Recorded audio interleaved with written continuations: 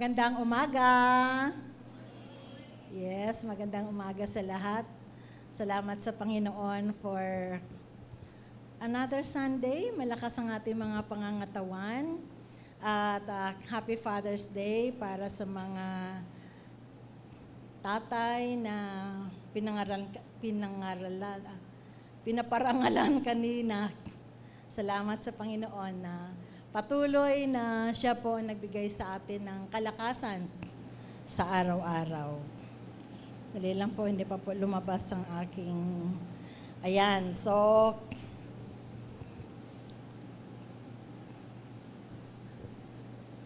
Yun pong topic na pag-uusapan natin ngayong umaga. Jesus, my Lord and Savior. Ito po ay very basic na turo sa isang Kristiyano. But sometimes po, the Lord will remind us. Baka kasi po tayo ay nakakalimot na. At ito pong reminders na ito, regardless kung gaano na po kahaba ang iyong pagiging Kristiyano, ay para po sa lahat. At the same time po, ito pong ating topic ngayon ay magsiserve na reflection session sa ating mga buhay. Ang tanong nga po, what does it really mean when we say, Jesus is my Lord and Savior? Okay po? So, tumayo po muna tayong lahat. Next slide, please. Ang atin pong key verse ay nasa Romans 10:9-10. Okay, so, pwede po ninyo akong sabayan sa pagbasa ng ating key verses. Okay? If you confess with your mouth that Jesus is Lord and believe in your heart that God raised Him from the dead, you will be saved. For with the heart one believes and is justified, and with the mouth one confesses and is saved. Sa Tagalog po, Mabuting Balita, Bible, kung ipahahayag ng iyong bibig na si Jesus ay Panginoon, at buong puso kang sumasampalataya na siya'y muling binuhay ng Diyos, maliligtas ka. Sapagkat sumasampalataya ang tao sa pamagitan ng kanyang puso, at sa gayon ay itinuturing na matuwid ng Diyos. Nagpapahayag naman siya sa pamamagitan ng kanyang bibig, at sa gayon ay naliligtas. Pray po muna tayo. Panginoong Diyos na aming Ama, patuloy po kaming dumudulog sa iyo sa oras na ito. Panginoon, mangusap ka po sa amin. Ikaw po, Lord, ang maglagay ng mga salita sa aking mga bibig. Itago mo ako sa iyong likuran. Let the Holy Spirit, Lord, be with me. Father God in heaven, I pray na samahan mo kami sa oras na ito. Bigyan mo ako ng kalakasan, bigyan mo ako ng wisdom and knowledge na maipahayag ko sa congregation, O Lord, ang mensahe mo sa araw na ito. Let it be, Father God, na i-open mo ang aming mga puso, ang aming mga isipan, makinig ng iyong salita at magiging gabay po ito, Panginoon, sa aming araw-araw na pamumuhay. Salamat, Father God. We give you, Lord, all the glory and honor in the name of our Lord and Savior, Jesus Christ. Amen. Amen. Amen. Makaupo na po tayo. Makakaupo na po tayo. Next slide, please. Dalawa po yon sa title, Jesus, my Lord and Savior. Unahin po natin yung pagiging Savior ng ating Panginoong Jesus. Paano ba siya nagiging tagapagligtas natin? This is just a review, a short review po. Next, the problem of sin. Review lang po to ha. Ang pinakamalaking problema po ng tao ay hindi po siya makalapit sa kaluwalhatian ng Diyos. Ano po ang kadahilanan? Dahil po sa kasalanan. Kaya sabi po ng Romans 3:23, for all have sinned and fall short of the glory of God. Man tries to reconnect with God. Gumagamit siya ng mga good works, nagpipinitensya, sinasaktan ng katawan para maawa ang Diyos sa kanya at makalapit siya sa Diyos. At sinabi pa sa Romans 6:23, for the wages of sin is death. So, hindi po yan physical death, but eternal death in hell. So, ito po, meron pong bangin na nagsiseparate from man and God. And this is our sin. Next slide, please. Then, we have the power of the cross. Dahil po ang Panginoon sobra pagmamahal sa atin, siya din ang gumawa ng pamamaraan para tayo ay makalapit sa Kanya. You should have memorized John 3:16. Wow, grabe, nag-i-impose, no? John 3:16. For God so loved the world that He gave His only begotten Son, that whosoever believes in Him should not perish but have everlasting life. So, ang nagiging bridge between man and God, between death and eternal life, is the cross. Ito po yung ginawa ng ating Panginoon sa krus ng Kalbaryo. There was a time, 2 or 3 Sundays, bago lang, diniscuss po lengthily ni Pastor Felix yung Jesus, our Savior, paid the price in full. Kaya, tetelestai. Tandaan siguro nyo yan, ano? So, kaya ang key verse po natin ay nasa Romans 10:9. If you declare with your mouth, Jesus is Lord, and believe in your heart that God raised Him from the dead, you will be saved. So, kailangan pong i-confess natin na ang Panginoon ay tinanggap natin sa ating buhay at tayo po ay naliligtas sa hell dahil meron tayong bridge through our Lord Jesus Christ.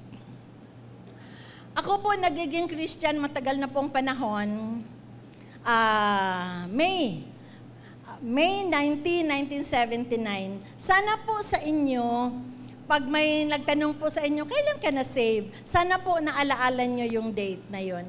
Kasi iyon po yung panahon, iyon po yung date kung saan tayo po ay makakarating na sa kaluwalhatian ng Diyos. So 46 years na po akong Christian.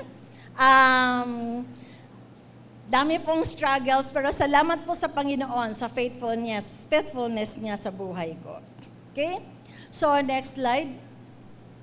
What salvation gives us? Nung tinanggap natin ang Panginoong Jesus as our Lord and Savior, you are sure, kung kayo ay nagrepent sa inyong mga kasalanan, na pinatawad po kayo ng Panginoon. 1 John 1:9. Pangalawa po, sabi po sa John 10:28, I give them eternal life, and they will never perish, and no one will snatch them out of my hand. So, pag tinanggap natin ng ating Panginoon Jesus, sure po na meron kayong eternal life. Kayo po kaya, pag may nagtanong sa inyo ngayon, saan man kayo, tatanungin kayo, sure ba kayo na may eternal life kayo? Kayo lang po makakasagot nun kasi that is your conviction with the Lord. Okay? At ang pangatlo po, kung tinanggap po natin ang ating Panginoon Jesus as our Savior, meron po tayong new identity in Christ. 2 Corinthians 5:17, therefore, if any man be in Christ, he is a new creature. The old has passed away, and the new has come. Mamaya, palalimin pa po natin yan sa pagdidiscuss natin. So, iyan po yung Jesus as our Savior. Next po, Jesus as our Lord, the one who leads us. Kaya nga, di ho ba, pag nagpipray tayo, Panginoong Jesus. Kasi, ang sabi natin, siya dapat mag-lead sa buhay natin. Mga kapatid, hindi po pwede sa isang Kristiyano na Jesus is my Savior only. He is not my Lord. Hindi po pwede yun. Dapat He is my Lord and Savior. Okay? At iyan po yung katotohanan, mga kapatid. Pero ano po ang reality? Marami pong nagko-confess na siya ay Christian, tinanggap niya ang Panginoong Jesus as Savior, but never a Lord in his or her life. Tandaan po natin, kung ang Panginoong Jesus ay Lord of our lives, there are evidences. May nakikita po internally and externally sa ating mga buhay na nagpapatunay na ang Panginoong Jesus nga ang ating Lord and Savior. Okay? So, pero firstly, next slide. Ano po yung Lordship? Ano po yung Panginoon?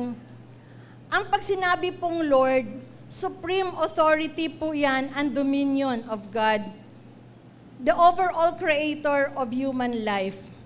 So, wala po tayong ibang creator. Naniniwala po tayo, di ba? Wala pong ibang creator, kundi ang ating Panginoong Jesus.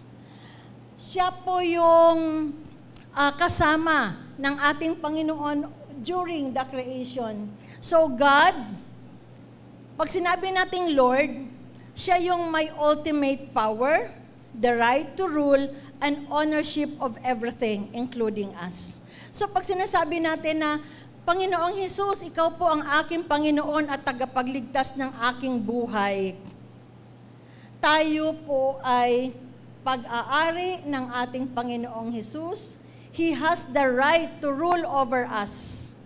At siya po ang may pinakamataas na authority sa ating buhay. Okay po? Next slide. Acknowledging Jesus as Lord. Ano ang ibig sabihin? Mga kapatid, ito lang po. 2 salita. Complete submission.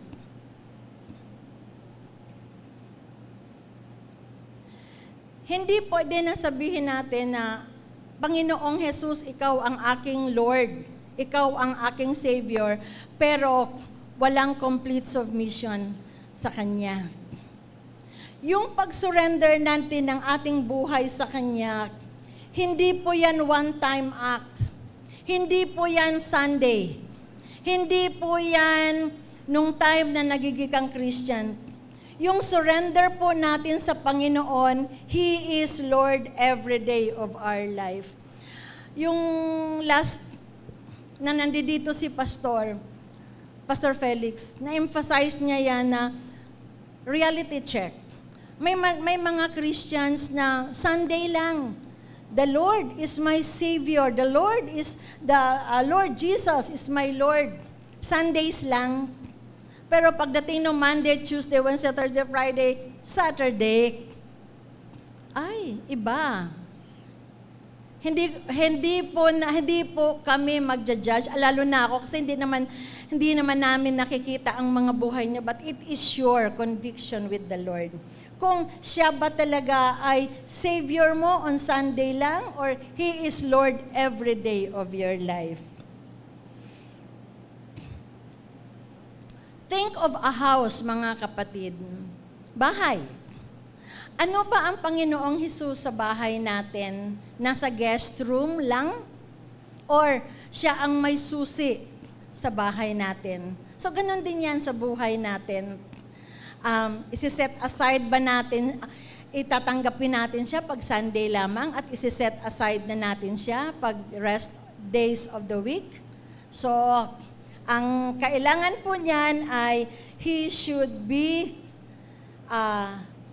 have the keys of our life. Kaya sabi nga, surrender Kaya nga complete surrender Kaya nga ang Panginoon ang patuloy na nagde-direct sa ating buhay. Para bang driver, di ba? Kahit anong sabihin ng mga pasahero, kung ang gusto ng driver dito dadaan, well, yun ang masusunod kasi He is the driver. Okay? So, kung everyday He is the Lord of our life, kailangan po natin na humingi ng gabay mula sa banal na Espiritu. Okay po? Take note mga kapatid ha, This is the truth. Nothing but the truth. You cannot separate Jesus as our Savior and Jesus as Lord of our life. Para po yung picture. Pag ikaw ay nagpa-picture ngayon, o sige, kuhaan nyo nga akong picture. Iyan po, ang date ngayon ay June 15, 2025.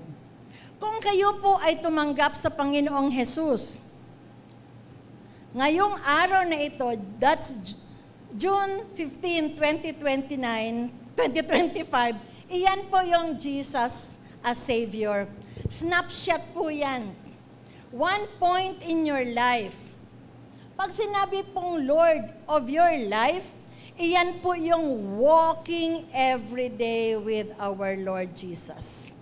Iyan po yung everyday kasama mo siya sa iyong buhay at siya po ang nagde-direct sa iyong buhay. Hanggang huling hininga po natin or hanggang mag-rapture. Sabi nga sa message niya kanina, aagawin tayong lahat pagdating nung panahon. Di lang natin alam kung kailan. Iyan po yung ipamumuhay natin siya as Panginoon ng ating buhay. Next slide. Ang sabi po, kung tinanggap mo si Jesus as Lord and Savior of your life, may mga ebidensya. May mga ebidensya na nakikita na siya nga ay Lord of your life. Hindi lang po Lord, o hindi lang po yan sa salita. Hindi lang po yan during Sundays na pag nag-worship tayo, Lord, hallelujah, you are my Savior and Lord. Hindi lang po yan ganyan. Hindi lang po yan during prayer mo na sinasabi na, I pray these things in the name of Jesus, my Lord and Savior. Hindi lang po yan. Meron pong evidences, visible, nakikita po. Nakikita. Hindi ipagkaila na pagbabago sa buhay na isang mananampalataya. Okay po? Sige. Next. Ano itong mga ebidensya na to? Ito po ay ira-run through ko. 9 po ito, 9. Ira-run through natin ito. At the same time po, pwede ba kaya natanungin ninyo ang inyong mga sarili, okay ba ako dito sa ebidensya na ito? Or, I am still struggling on this. Okay po? O sige.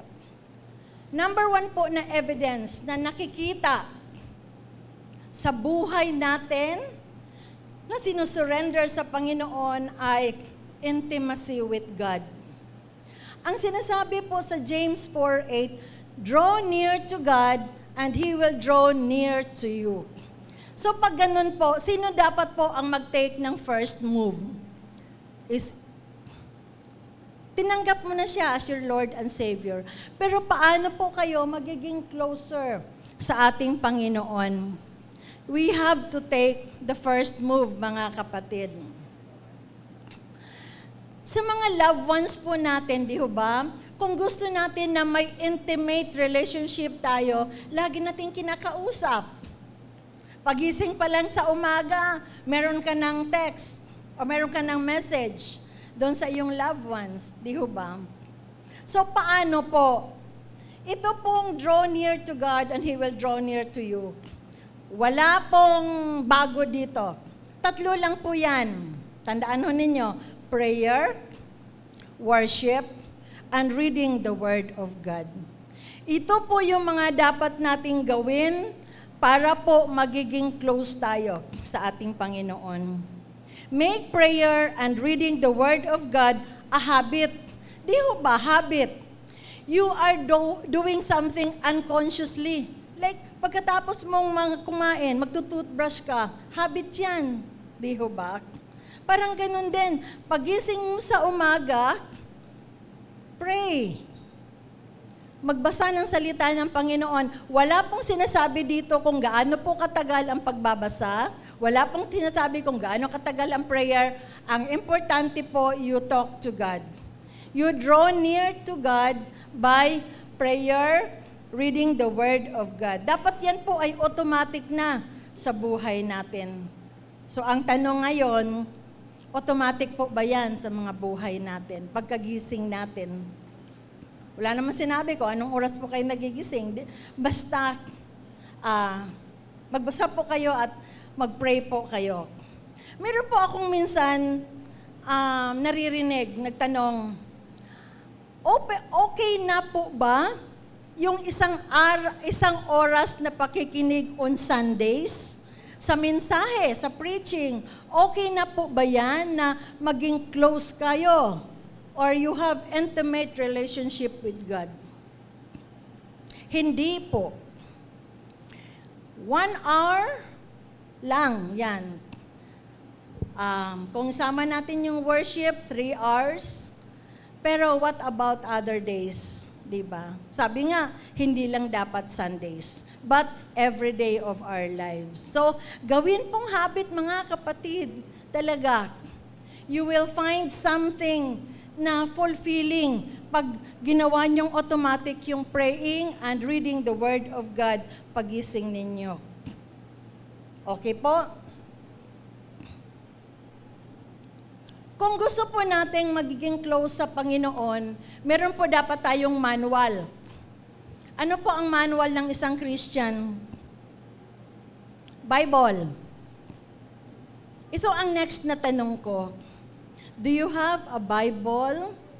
It could be an app, it could be a physical Bible, but dapat meron kayong Bible. Dahil paano ka magbabasa ng salita ng Panginoon if you don't have a Bible? Diba? Para lang yang, paano mo nalalaman ang iyong mga leksyon kung wala kang textbook? Diba?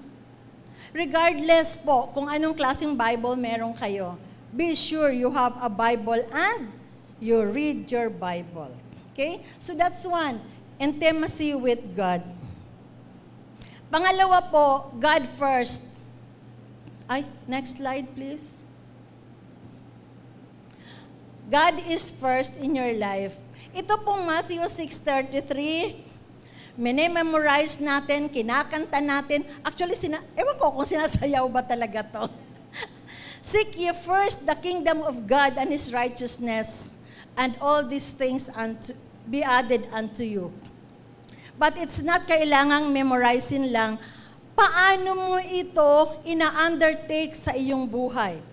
Paano mo ito pinamumuhay? Yung Matthew 6:33. Yung word na first, seek first. Hindi lang po yan in terms of number. Na minsan hindi pa nga natin masusunod, di po ba? Pag Sundays, sorry mga kapatid to say this, we have 7 days in a week. 3 hours or 4 hours lang po yung hinihingi ng Panginoon to be with Him. Ipagkait pa po ba natin yun? Kayo po sasagot sa inyong mga sarili. Pag kayo first, this has something to do with importance in your life. Pag kayo po ba ay may major decision sa buhay ninyo, kinukonsultan nyo ba ang Panginoon? Or pag major decisions, pupunta muna ako sa aking kumare, sa aking kumpare, sa aking nanay or tatay, asking for their advices. At kung wala ka ng mapagtanungan, tsaka ka pupunta sa Panginoon. That's the opposite, mga kapatid. Whenever we have decisions, magtayo ka ng negosyo, mag-asawa ka man, buti na lang, di applicable sa akin, tanda na ako. Mag-asawa ka naman, anong kurso ang kukunin mo sa college? Anong trabaho ang gagawin mo after graduation? You have to seek God. You have to seek His Word. Di ba? At paano mo yan malalaman if you do not have, kung hindi po kayo nag-pray at hindi po kayo nakikinig ng salita ng Panginoon? Okay? Yung, and all these things shall be added unto you. Conditional po ito, mga kapatid, ha? But, seek first the kingdom of God and His righteousness, and all these things will be added unto you. Conditional po yan. Na you have to seek first the kingdom of God bago i-provide ang lahat ng mga ito. Hindi po yan baligtad, ha? Una po yung seeking the kingdom of God. Pangatlo, bilis ko, ha?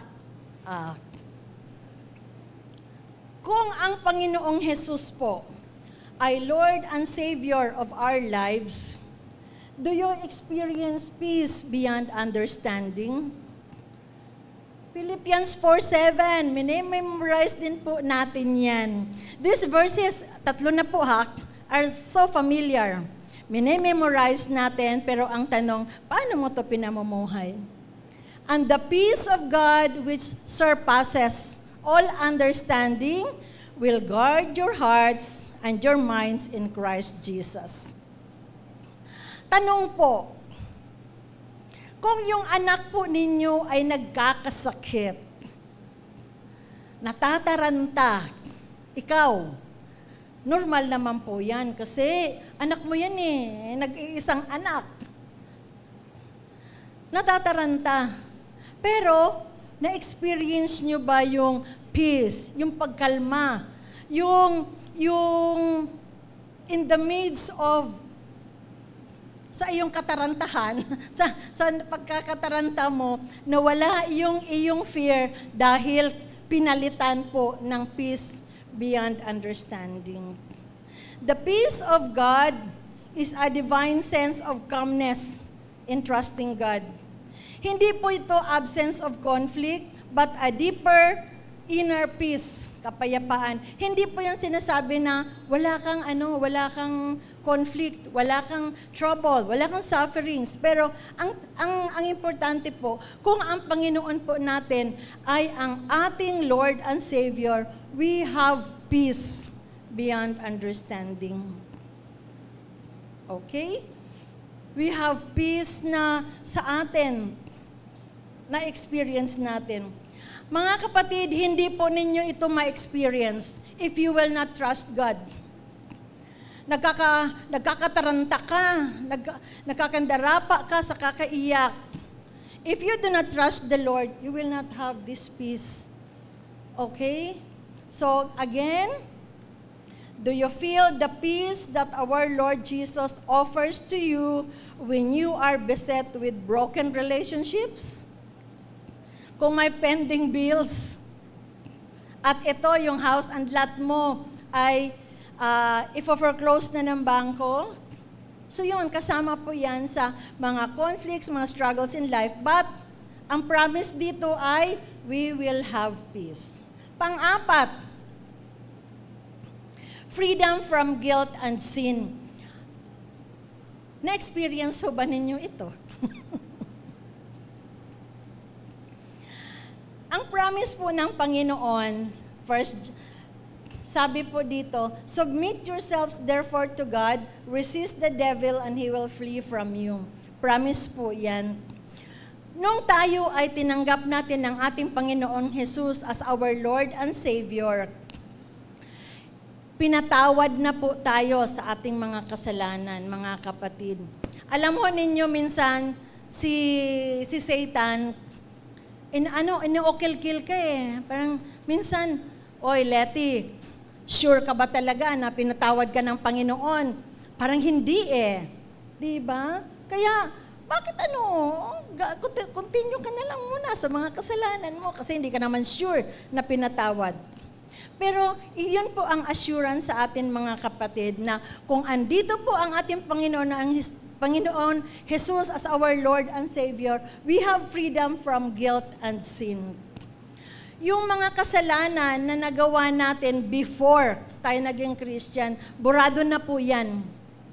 Meron po yung clean slate na. Tapos sabihin mo, paano yan, Sister Letty? Nagkakasala po ako kahapon. Huwag kayong mag-guilty. But, humingi kayo ng tawad sa Panginoon. He is faithful and just to forgive our sins. Okay po? So, hindi po yan kailangan na balik-balikan mo yung mga kasalanan mo noon-noon pa. Naku Lord, nung before ako naging Christian, #1 sugarol po ako. Ngayon kaya, pinatawad niyo ba ako? Ay, pinatawad po kayo mga kapatid. Kung nagrepent po kayo sa inyong kasalanan at sabihin mo, talikuran ko na Panginoon yung pagiging sugarol ko. Di ho ba? So, ang importante dito mga kapatid, una, submit yourselves. Kung hindi po natin isurrender ang buhay natin sa Panginoon, we cannot resist the devil. There was a time nga na binigyan din ng pansin ito ni Pastor Felix noon. Yung temptation ay andyan. Temptations are there. At hindi po kayo nagkasala dyan. If you yield to temptations at nagkakasala ka, iyan na po yung nagkakasala ka. Kasi, hindi mo sinubmit yung sarili mo sa Panginoon. Lahat po tayo ngayon may weaknesses. Wala pong masabi na perfect tayo, di ba? But ang tanong ko po sa inyo, can you say no to your weaknesses? Example po, drinking liquor. Example po, smoking. Be with friends na may bad influence sa inyo at naglalayo sa Panginoon. Can you say no to those kinds of persons? So, kayo po mga kapatid ang makakasagot niyan. Number 5, next slide. Na-experience niyo po ba ang hope and joy in the midst of sufferings? Yung kanina, peace beyond understanding. Ngayon po, na-experience niyo ba ang joy and hope? If ganito po yon, basahin po natin James 1:2-4. Consider it pure joy, my brothers and sisters, whenever you face trials of many kinds, because you know that the testing of your faith produces perseverance. Let perseverance finish its work so that you may be mature and complete, not lacking anything. So, ang sinasabi dito, yung sufferings po ay nagbibigay sa atin ng perseverance at iyon po yung nakakatulong sa paglago natin sa ating pananampalataya. May mga naririnig po akong questions. Akala ko ba God is love? Bakit hinayaan niya na maaksidente yung aking anak at mamatay? Di ho ba? If God is love, bakit kaya yung aking nanay ay labas-pasok kami sa ospital na ubos yung aming kayamanan? Pero tingnan po ninyo the other side of it. Baka may tinuturo ang Panginoon at baka po iyon pong experiences ninyo ngayon ay magdudulot po yan ng maturity and completeness sa ating Panginoon. Minsan pa, di ba, may malalang bisyo ang aking anak, pinagpipray ko naman ito. Bakit? Well, perseverance ang sagot niyan, mga kapatid. And, tanong nga ha, if you experience hope and joy, pag kayo po ay may mga sakit, dinaanan ko din po yan ni Ninang Dali, ni Chippy, masasabi niyo pa ba na rejoice in the Lord always? Masasabi mo pa ba na, Lord, thank you sa mga nangyayari sa aking buhay? Mahirap po yan, mga kapatid. Pero masabi mo lang yan kung ang Panginoong Jesus ay Lord and Savior of your life. Masasabi mo lang yan kasi you trust the Lord. Na in the end, all things work out together for good to those who love God and to those who are called according to His purpose. So, claim this verse into your life, mga kapatid. Claim this na, Lord, hindi po ako maghihinawa na magpasalamat sa iyo kahit ako ay nasa midst of sufferings. Because you give us hope and joy in my life. Okay? So, tanong ko lang po, na-experience nyo po ba yung hope and joy in the midst of your sufferings?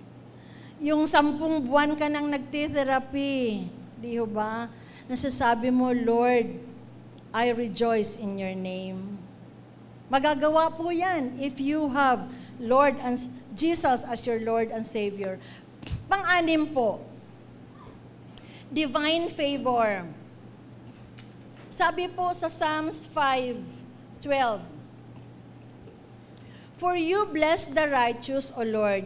You cover him with favor as with a shield. Ito po ay nagre-remind sa atin na divine favor is not a temporary blessing. Kung ikaw po ay isang Christian, ito po ay lagi mong na-experience sa buhay mo. For you bless the righteous, O Lord. You cover him with favor as with a shield. Siguro po nabalitaanan nyo yon. Yung Indian airline, Air India ba? Air India flight to London. Parang 30 seconds pa lang po mula nung pag-take off ay nag-crash na. That was June 12. At 242 po yung namatay. 242. Alam mo ninyo, isang babae na late sa flight kasi ma-traffic, kasi tinanghali.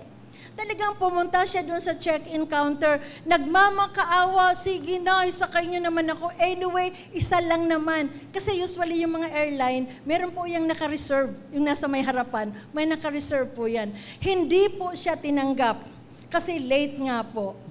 Alam mo ninyo, divine favor. Di ko alam, siguro po Christian siya. Divine favor, hindi po siya nasama sa crash na eroplano na Air India. Akala mo talaga maglupay-pay ka na, sayang, kailangan ako makarating sa London agad. 10 hours po yung biyahe.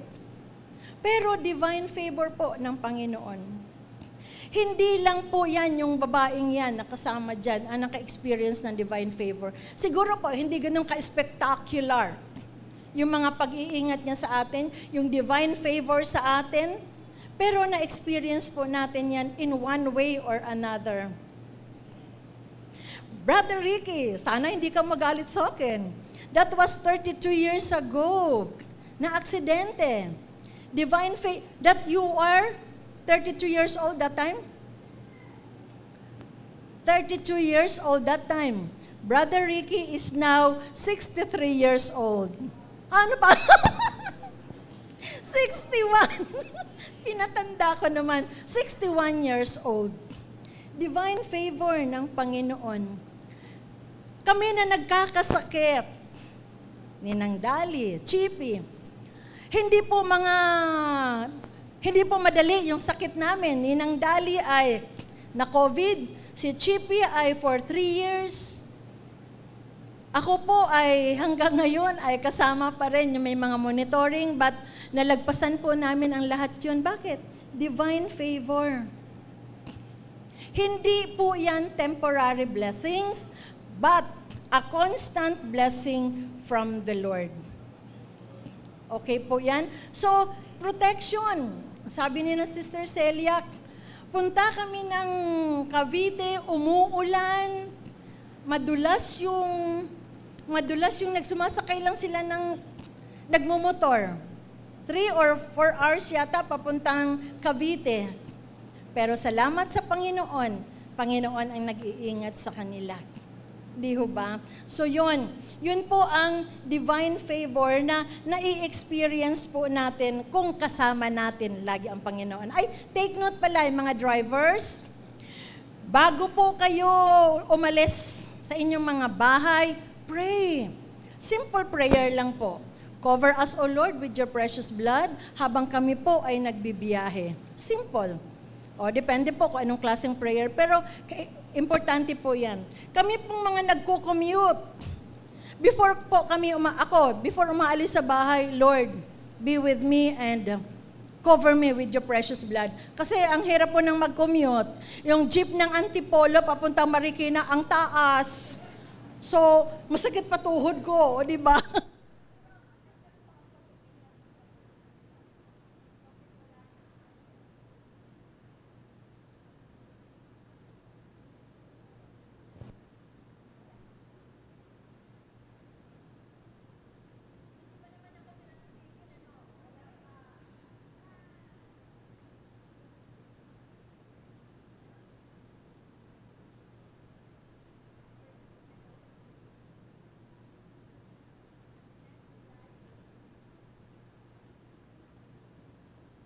Salamat. Number 7, opportunities to witness. Sabi ni Paulo kay Timothy, preach the word, be prepared in season and out of season, correct, rebuke, and encourage with great patience and clear teachings. So, kung ang Panginoong Jesus po ang ating Lord and Savior of our lives, kahit saan po, mag-share tayo ng gospel. Lagi yung patotoo ni Sister Babes, laging patotoo ni Pastor Roger. At siguro naman tayo, hindi lang pinatotoo natin. Kung may mga opportunities tayo na ihayag ang kadakilaan ng Panginoon sa ating buhay. Sa buhay ugnayan po, pinagpipray po natin ang mga loved ones, the salvation of our loved ones, at yung mga kapatiran natin na hindi na natin nakikita sa church, ay sana makasama na natin. But our prayer needs action. So, kung meron po kayong kabigatan na i-share ang salita ng Panginoon sa inyong mga anak, kapatid, asawa, nanay, tatay, then do it. Iyan po yung isa sa mga evidences na nandito po sa atin ang ating Panginoong Hesus, na He is our Lord and Savior. Do you have the boldness? Tanong naman ngayon, do you have the boldness in sharing the gospel? Okay. Pangwalo po. Next slide. Pangwalo. Serve Him. Kung ang Panginoong Hesus po, kung ang Panginoon ay Lord and Savior of your life, hindi po kayo mag-hesitate na iserve siya. You would not hesitate to serve Him. Mark 10:45 says, "For even the Son of Man came not to be served, but to serve and to give His life as a ransom for many." Do you have the desire to serve God? Lagi po yung laman ng mga mensahe dito sa every Sunday natin. You have the heart of serving God in the church and serve others. Generosity and compassion begins to grow. Ang sabi po, tingnan po ninyo ito. Sabi nga, your talents are God's gift to you. Agree? Agree. And your wholehearted service is your gift to God. Agree, disagree? Agree. Your talents are God's gift to you, and your wholehearted service is your gift to God. Huwag po ninyong itago yung inyong mga talents, mga kapatid, whatever it is. Preaching, part ng music ministry, worship team, part ng media team, part ng ushering ministry. Do not borrow your talents dahil mabubulok po yan at mawawala ng bisa. Pero marami tayong reality check. To Lord, gustong-gusto ko talagang mag-serve sa iyo, promise. May promise ka pang ganyan. Kaya lang, iyan po ang punchline. Kaya lang. Wala po akong time, Lord, ang aking trabaho ay so busy talaga. O, Emma? O, malambing ka pa sa Diyos niya, na? Ano kaya kung may pinagpipray ka sa Panginoon, tapos sabihin mo, excuse me, di naman siguro ganito ang Lord. Ako na lang nagsabi nito, mga kapatid, ha? Sabihin ng Panginoon, excuse me, wala kang ang time mag-serve sa akin, tapos kung ano yung mga hinihingi mo, house and lot ang hinihingi mo sa akin. O, di ba? Pero hindi po yan, ako lang may sabi niya na.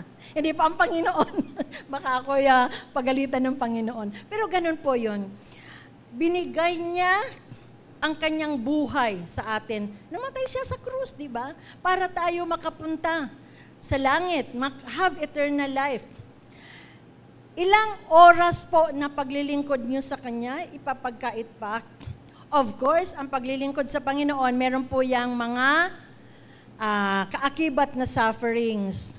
Pag ikaw ay usher, dapat 6 o'clock, aalis ka na sa bahay nyo dahil 7:30, nandiyan ka na, di ba? Kung part ka ng worship team, magda-dry run kayo ng 7 o'clock, so 6 o'clock, aalis na kayo sa bahay. May mga kaakibat po na sufferings, but iyan po yung pagpapakita ng ating pagmamahal sa Panginoon. Okay po, hindi ko na po yan palalimin ng husto, pero iyan po ang isa sa mga evidences. Kung sa Bisaya pa po yan ay ebidensya. O yan, evidences po yan ng mahal natin ng ating Panginoon. The last, but this is the most important thing. Live a transformed life. Pinaka-importante po ito sa lahat. Pointin nyo na yung joy and peace, siguro, magpakunyari na lang ako na nakatawa, di ba? Magkunyari na lang ako, pero yung transformed life po, hindi ka po pwedeng magkunwari. Lalo na pag nagulat ka, ay biglang nagmura. Ay, oo nga pala, sorry Lord. That's part of a transformed life. Ngayon po, ang sinasabi po yan, the fruit of the Spirit is love, joy, peace, patience, kindness, goodness, faithfulness, gentleness, self-control. Hindi ko po yan isa-isahin dito. Against such thing, there is no law. Bakit po yan fruit? Bakit hindi po yan fruits? Pag may narinig po kayo i-correct ninyo. Fruit of the Spirit. Because all these 9, love hanggang self-control, taken as one. Hindi pwede na, may love ako, pero wala kang patience, wala kang self-control. Hindi pwede po yan. Harsh ba ang aking sinasabi? Hindi naman siguro. Pero iyan po yan. Yung paano i-manifest sa buhay natin, yung fruit of the Spirit, nasa level of maturity po natin yan, mga kapatid. At bakit po sinasabi, against such thing, there is no law? May batas po ba na nagbabawal na bawal po ang magmahal? Bawal po ang magpapakita ng kabutihan. May bawal ho ba? Wala po.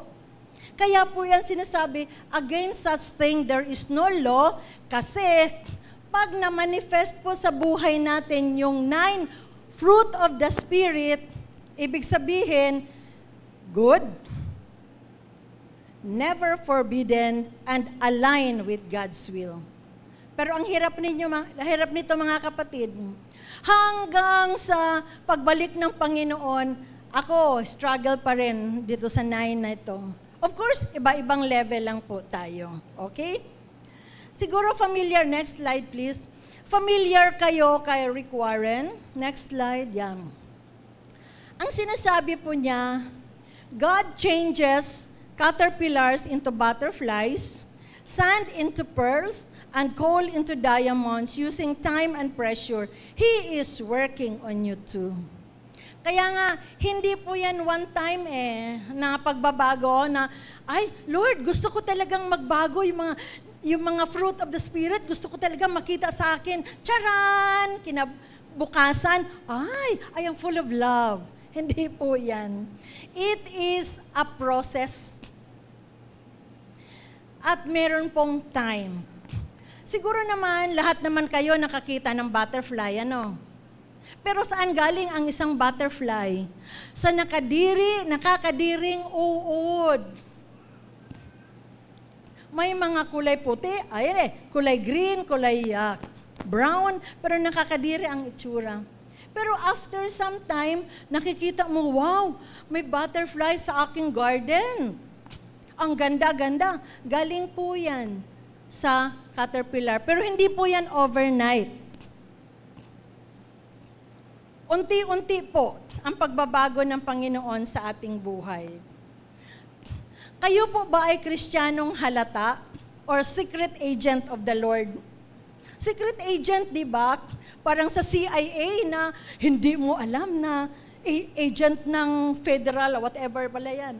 Agent pala yan ng Amerika. Tapos nagkukunwari na ordinaryong tao. O ganun. Ay, ganun po ako, Sister Letty. Talagang hindi po ako obvious na Christian. Mga kapatid, kayo na po ang magtuos niyan sa Panginoon.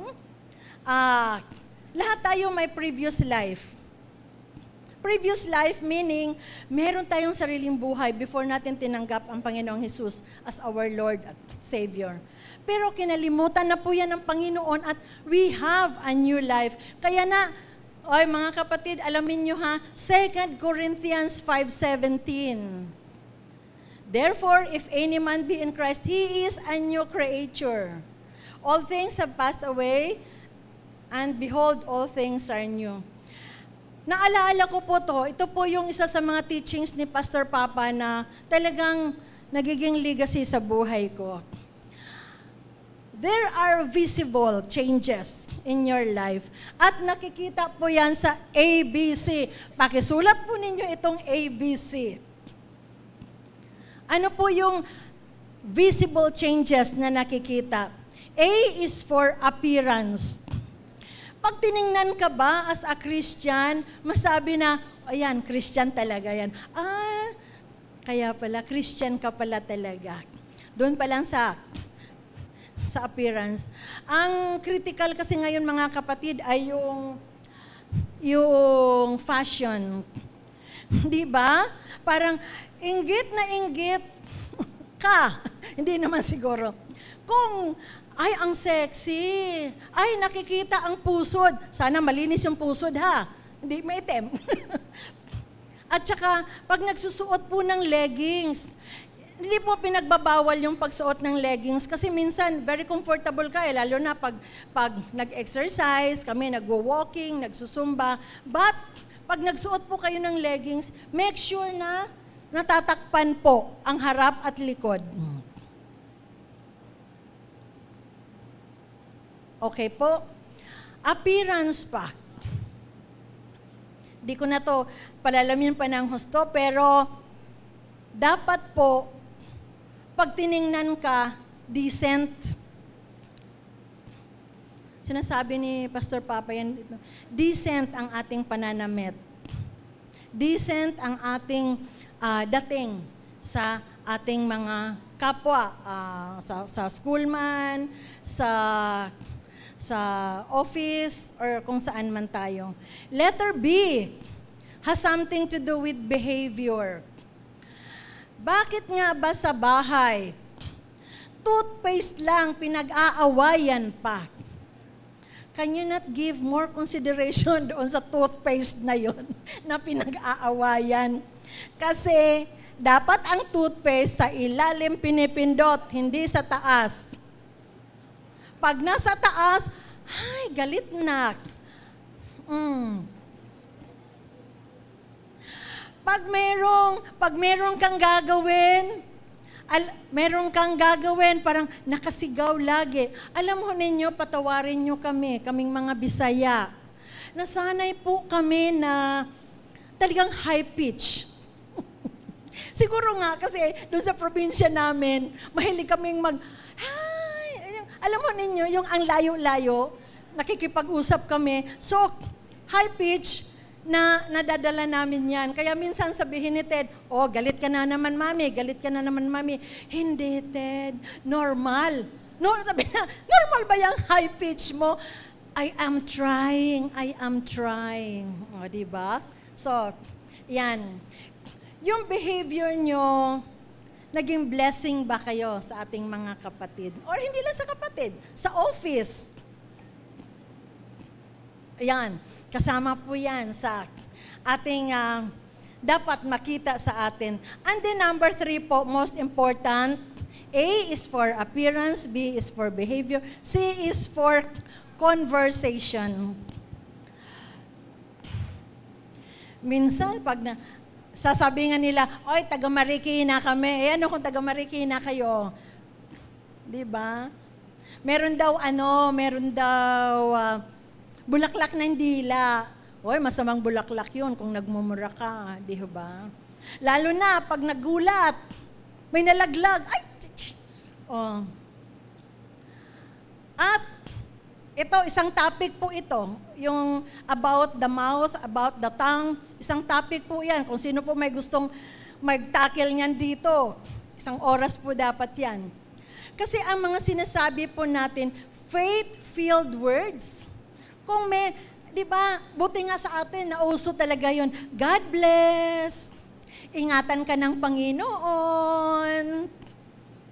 Di ho ba? Ang gandang pakinggan na pag naghiwalay kayo, bye-bye po, God bless po. Diba? Isa lang yan, mga kapatid. O nagbibigay kayo ng inspiration sa ating mga kapatid by saying, uy, ang ganda naman yan, pero walang bola yun ha. Yun, ganun, praises. Ano naman, faith-filled words versus deadly words. Of course, yung pagmumura, deadly words yan. Chisim! Dati, nung mga bata pa kami, ang tawag niyan chisim. Ngayon kasi marites na pala yan, ano. Yung mga punto na nakakasira sa reputasyon ng ating mga kapatid, huwag na natin niyang sabihin pa sa iba.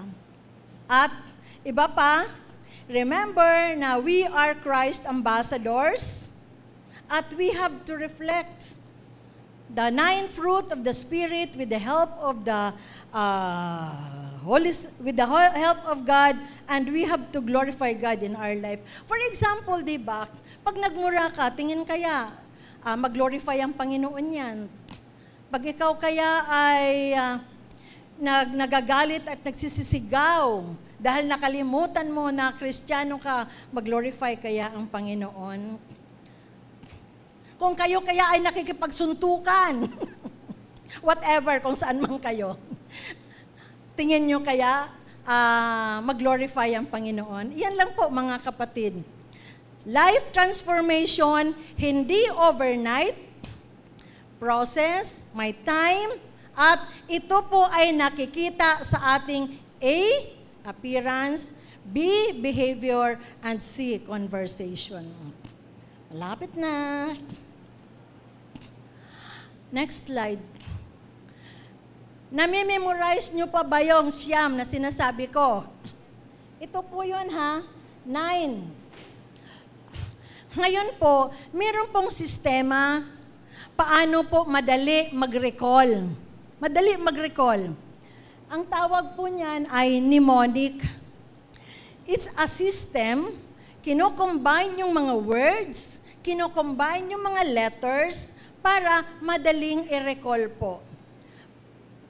Alam mo ninyo, salamat sa wisdom ng Panginoon. Talagang ilang gabi ko po yung pinagpipray. Lord, ang hirap pong tandaan nung 9. Tapos akala ko, merong parang words lang na pwede. Yung pala ay phrases ang binigay ng Panginoon. Kunan po ninyo ng picture para po pag nakalimot kayo, alalahanin nyo na lang ito. Ito po yung mnemonic phrase na sinasabi ko para madali nating matandaan. Intimacy with God produces peace, freedom, hope, divine favor, opportunities. Thus, we serve Him and live a transformed life. So, pwede mo yung tandaan na pag malapit ako sa Diyos, intimacy with God. So, yung intimacy is for number 1. Intimacy with God has something to do with number 2, God first in your life. And it produces peace. Ito yung peace beyond understanding. Freedom from guilt and sin. Hope has something to do with hope and joy. Divine favor, binuo ko yan kasi iyan ang bonus natin as a Christian. And then, opportunities to witness. Because of this, ano ang gagawin natin? We serve God, we serve Him, and live a transformed life. Kuha nyo ng picture para maalaala ninyo po. Ano na lang po, 5 minutes. Okay? Next slide, please. Surrendering our life to Jesus is not perfection, mga kapatid. We are not perfect. Ang Panginoong Jesus lang po ang perfect at silang po ang walang kasalanan. Di nga natin alam, paglabas natin sa church mamaya, nagkakasala na tayo, di ba? Kasi we are not perfect. So surrendering our life to God is not perfection. It is a journey.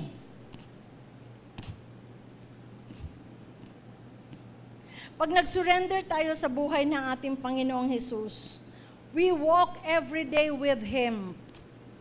Na sometimes, happy tayo, walang problema doon. Sometimes, naguguluhan tayo. Sometimes, nagkasala tayo. Sometimes, masaklap naman yun na yung mga nagbabackslide. Hindi po yan kalooban ng Panginoon, mga kapatid. So, every time po na sa tingin mo ay nadapa ka, stand up and move forward. God is always willing na gabayan ka sa iyong araw-araw na pamumuhay. You just have to examine yourself. So, surrendering our life to Jesus is not perfection. It is continually growing our love for Jesus and conformity to His character. Di ba mga sinasabi natin na at the end of our line, at the end of our days in earth, sana yung mga attributes ng ating Panginoong Jesus, pagiging humble, compassionate, sana ma-imbibe natin yan. Sana ang fruit of the Holy Spirit ay makikita sa ating mga buhay. So, hindi po yan perfection, but unti-unti po ang pagbabago sa ating buhay. So, ang reflection question po ngayon ay eto. Next slide, please. Ang reflection po is, have you received Jesus as your Lord and Savior? Are you assured to have eternal life? Kung yes yan, very, very good. Kung hindi pa sure, tanggapin niyo si Jesus as your Lord and Savior. Is Jesus truly Lord over area of your life? Siya ba ang nagdedirect sa inyong buhay? Siya ba ang may susi na inyong buhay? Sabi nga natin lagi, we are a work in progress. Kaya lang, dapat progress talaga. Sabi nga ni Nayen lagi, mas kilala mo ang Panginoon ngayon kaysa time na sinurrender mo yung buhay sa Kanya. Mas kilala mo na, He is my Lord. He is so faithful. He is my provider. Ngayon, masasabi mo yan. Nung time na tinanggap mo ang Panginoong Jesus, baka hindi pa. So, work in progress. Take note ha, progress. So, merong changes na nakikita sa mga buhay natin. At tandaan yung 9 na evidences na sinurrender natin ang ating buhay sa Panginoon. Lastly, last slide. Sakto lang ako. At the end of our life, there is a reward. Yun po yung lagi ko pong sinasabi sa sarili ko. Minsan, nakaka-burned out yung paglilingkod sa Panginoon. Pero wag po tayong tumigil, mga kapatid. Because at the end of our life, there is a reward. Sa tingin nyo ba, pag namatay tayo, or baka dumating ang Panginoon ngayon, sasabihin ba niya, "Well done, my good and faithful servant. Enter into the joy of your master." Yan po yun, ultimate na gusto nating mangyari sa buhay natin. Na at the end of our days on earth,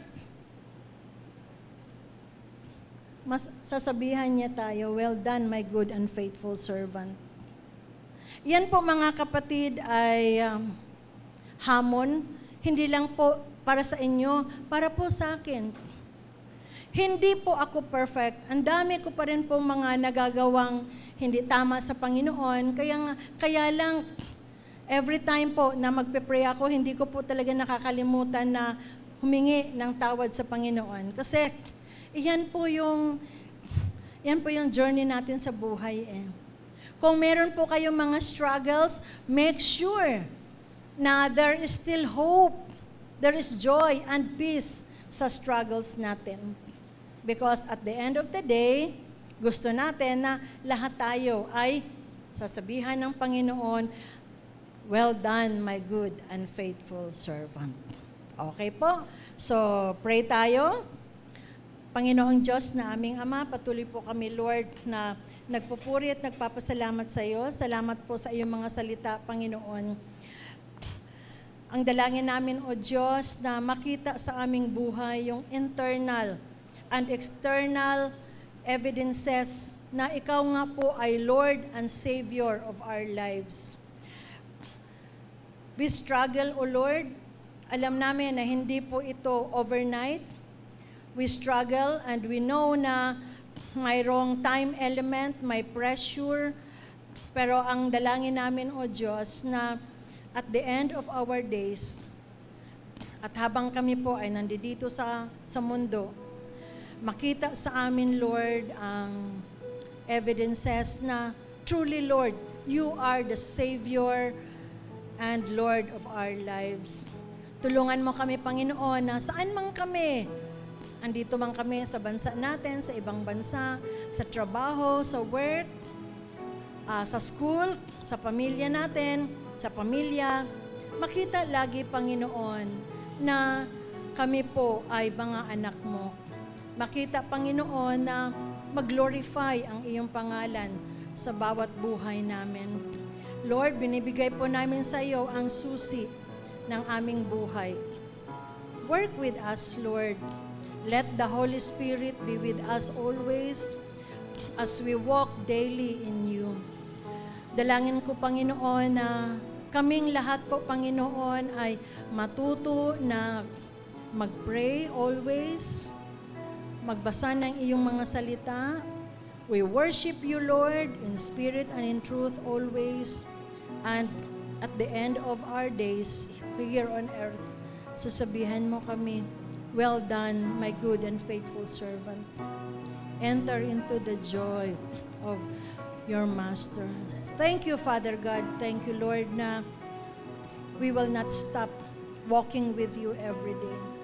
Thank you, Panginoon Jesus, na hindi mo pinagkait na ikaw ay magiging Savior and Lord of our lives. Thank you so much, Father God.